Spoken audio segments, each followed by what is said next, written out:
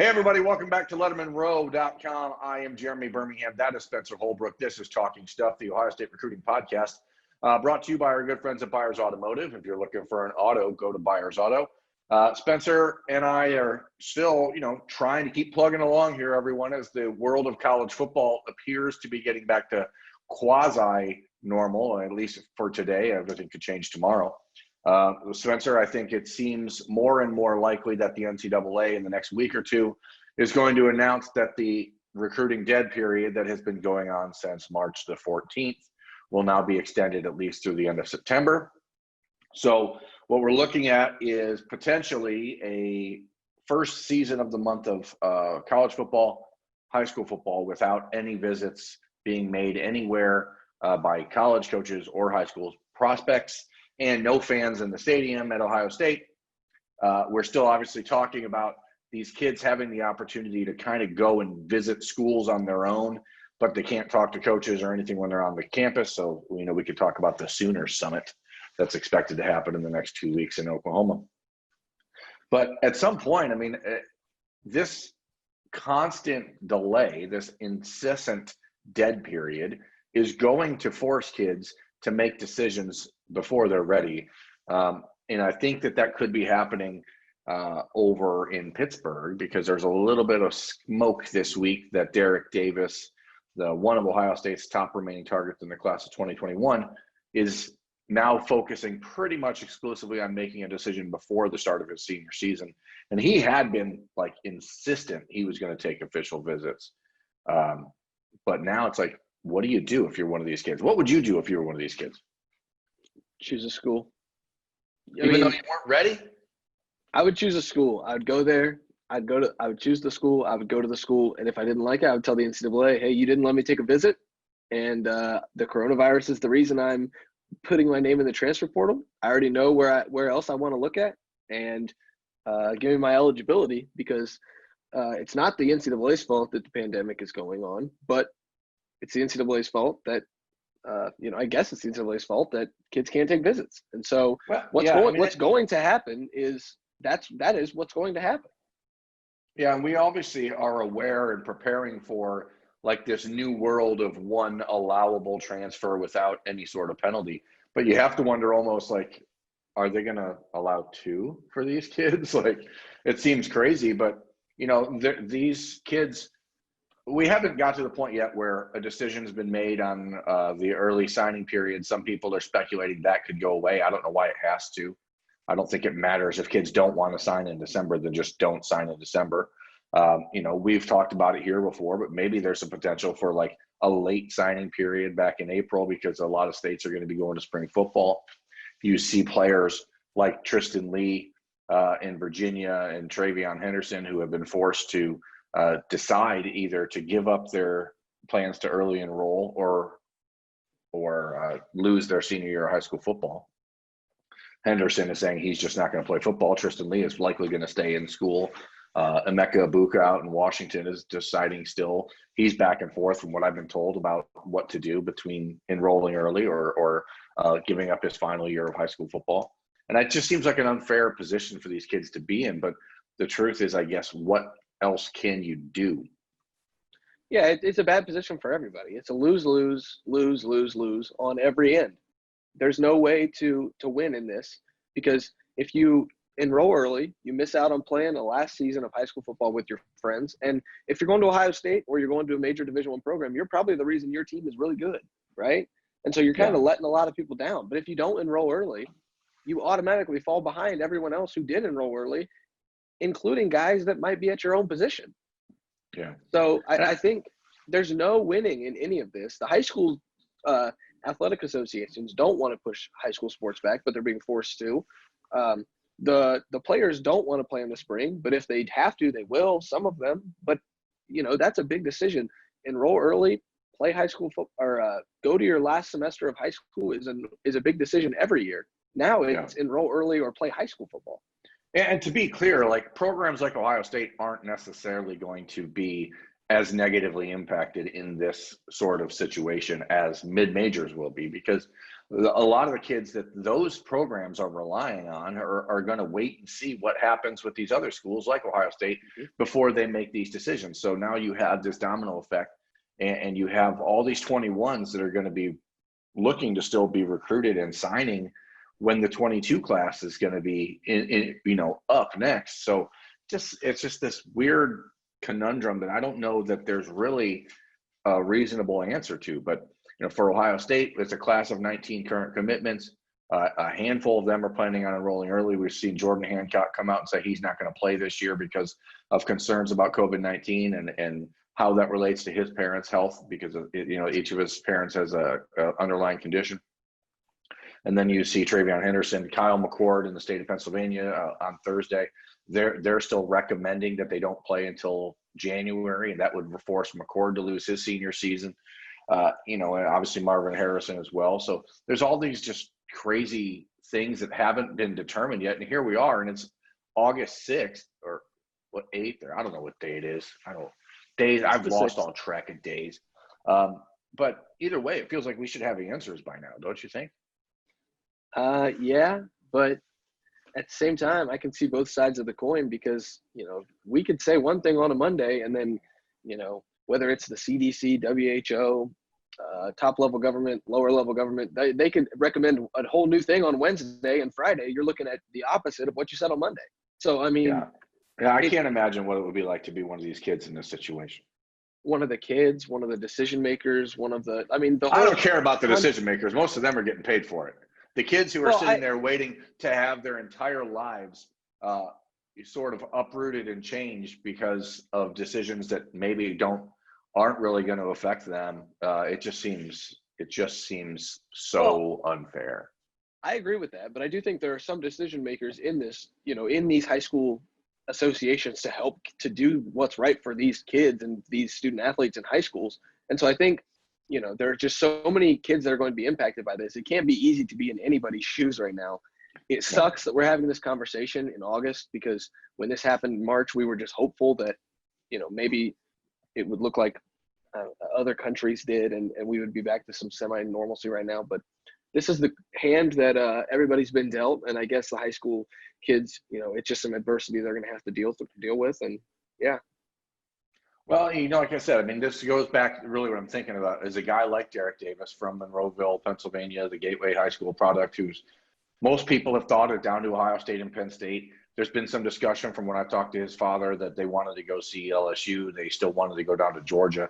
They had talked about maybe like as a family getting in the car and going down to Baton Rouge and just exploring the area, because for a kid from Pittsburgh, that's a big change if you're thinking about that school.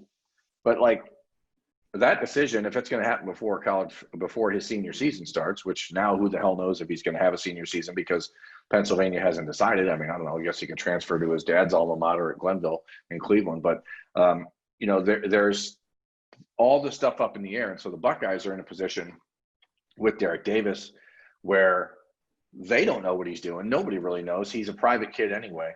And that leads me, Spencer, to what a little game I want us to play to wrap up this episode of Talking Stuff, the Ohio State Recruiting Podcast brought to you by Lettermen Row and Byers Auto. A little game I like to call In or Out. And we've never played this game before, and I've never called it that before. So I guess I don't like to call it In or Out, but that's what I'm going to call it. And then I'll determine. We'll come up with a better name later. Then I can determine if I like calling it that. But for now, I like calling it that because that's what I just thought of. Okay. So let's play In or Out, Spencer. We're going to talk class of 2021, in or out. You're going to give me 6 names. Let's start with 6. Today's the 6th of August, you said. Let's go with 6 names in the class of 2021, and we're going to go in or out in the Buckeyes' top-ranked 2021 recruiting class. Okay? All right. Are you ready? I am ready. Is there theme music for this game? That's up to you. You're the one producing the video. All right, then no, there's no theme music. Let's get started. Okay, go. Who's first? Derrick Davis. Derrick Davis, out. I think he's going to pick Penn State. You think he's going to pick Penn State? Okay. I do. All right. Well, it started with some bad news for Ohio State fans, but maybe it'll improve. I'm going to tell you why. See, here's the thing. I asked somebody close to the Buckeyes earlier this week where they felt like on a 1 to 10 scale, which I absolutely hate for the record. I don't like percentages. I don't like things like that. I think recruiting is a zero-sum game and you're in or you're out. So that's why we're playing in or out, which I like calling this game. But the response I got was that their confidence level was a 4.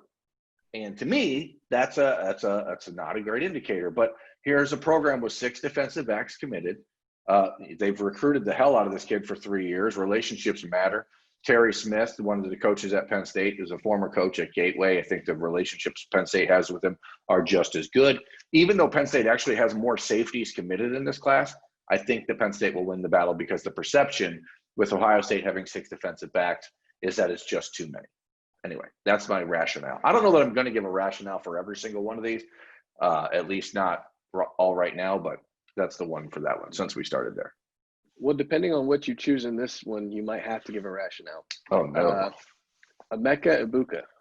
Oh, I hate this one. Because here's the thing. In this game of in or out, which is what I like to call this game, for the last 18 months, 15 months, it has been a surefire in with Emeka Ibuka. I'm going to still say in, but I don't think that any Buckeye analyst or anyone that's paying attention to how this is going can feel great about that right now, because it really does seem like Oklahoma, who, when they were added to his Final Four schools list 2 months ago, they were sort of an afterthought, and I think they were just put in there at the start of a relationship. And they have really, really moved up the list.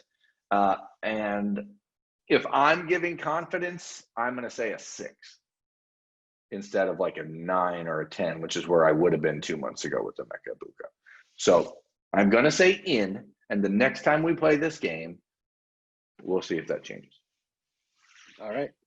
Let's just not hop back on the plane back to Columbus just yet. Let's stay out west for 2 guys. Let's go JT Tuimoloau. I'm not entirely sure how to say it. This kid, let's just be very clear, is one of the most interesting recruits in America because he talks to one person, and that's Brandon Huffman from 247 Sports out west. And so every bit of information that you ever read about JT is basically a game of telephone from what happened or what Brandon Huffman said to someone else. I think that Tuimoloau is in based on what Huffman has said and reported, and based on the conversations I've had with people at Ohio State about it. But he does not talk to Ohio State recruits. He barely talks to Ohio State coaches. It's not like the entire staff. He talks to Larry Johnson a lot. But I'm going to say in because from what we keep being told, keep hearing, is that the NFL development is the thing that matters the most to him. But he's never visited Ohio State, and who the heck knows if he's ever going to.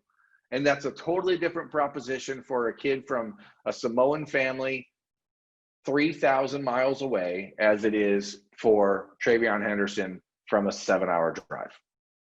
So I'm going to say in, but there's a giant asterisk next to that giant prospect. Okay, so there's 3. Now we'll go one more on the West Coast. Rajon Davis. Rajon Davis is clearly this year's Elias Ricks that people want to believe. It's like X-Files. They want to believe. If I was confident that there were going to be official visits this fall, I would say that my answer could change. But for now, Rajon Davis is out. He's been committed to LSU since New Year's Day. He has talked to Ohio State. Yes, he's maintained consistent, communication with them since he made a visit to the school back in March as part of a bus tour that was there for like 3 hours. The kid clearly likes Ohio State. Like you can see it on his social media and stuff. He's a fan of Ohio State, but LSU is where he's going to go. So he's out. All right. Tristan Lee. Tristan Lee. Man. The Buckeyes need another tackle so bad in this class. so bad. As improved as Greg Studrara has been on the recruiting trail in the last 2 cycles, I feel like he's still struggling to close on that big time out-of-state prospect. And so I think Tristan Lee will be out, and I think he will also end up at LSU. But again, this is a matter of, can they get him back on campus, and can they impress upon him the need at tackle? Because yes, you have Paris Johnson. Yes, you have Nick Petit-Frere, who could very well be gone after this year anyway. But then you really have a bunch of unknowns, even guys like DeJuan Jones, who played more than we all thought he would a year ago, but he's still not like a surefire every down starter at Ohio State. I just don't think so. I think the window is there. It's getting bigger for Ohio State, but right now Greg Studrara has to prove that he can close on that big time out of state dude. And I'm not considering someone like Donovan Jackson as out of state because he's from Ohio. All right, and let's end on this one. Baseball star Tywone Malone. It's another one who just is extremely private and extremely quiet. The question is, does playing baseball at the next level mean a lot to him? And there's this idea that it does. And if it does, I think that's going to hurt Ohio State, because the Buckeyes don't really want their football players spending half the year playing another sport. And I don't think that Tywone, when he gets to college, no matter where he goes, people are going to suggest that he can play both sports, but then they're going to be like, okay, but you probably shouldn't. I think this is an Ohio State and Texas A&M fight, and I think Larry Johnson will win. So I'm going to go with in for Tywone Malone. All right. No bonus ones? You don't want a bonus one? Hey, you can do whatever you want. You got All 2 right, minutes. I have a bonus one. Okay. Weird, but I have to ask because this is a guy that I think could still flip. Damian Robinson. I don't know, man. Like, is Maryland going to play football this year? Because if Maryland plays football and they aren't good, which is highly likely, maybe that will matter to Damian Robinson. Damian Robinson was the absolute, behind Jack Sawyer, the #1 player at the defensive end position for Ohio State in this class of 2021. So they obviously prioritized him and valued him very highly. They were stunned when he picked Maryland, when he did, how he did. It kind of just shut off all communication with the Buckeyes on a whim. And I think that he's still out. I just don't see it happening. I think that unless Mike Locksley, finds a way to get himself removed as the head coach at Maryland, I don't think Damian Robinson will go anywhere else, because Locksley learned a lot from his time in Tuscaloosa. Okay. All right. Well, the game is over. That's the end of In or Out, the Lettermen Row recruiting game, starring Jeremy Birmingham and hosted by Spencer Holbrook. That's the end of this episode of Talking Stuff, thank God. I'm sure everyone is over it. So that's Spencer Holbrook. I'm Jeremy Birmingham. Once again, thanks to Byers Auto for sponsoring this mindless dribble. We appreciate it very much. Thanks for watching, everyone. We'll check you next time.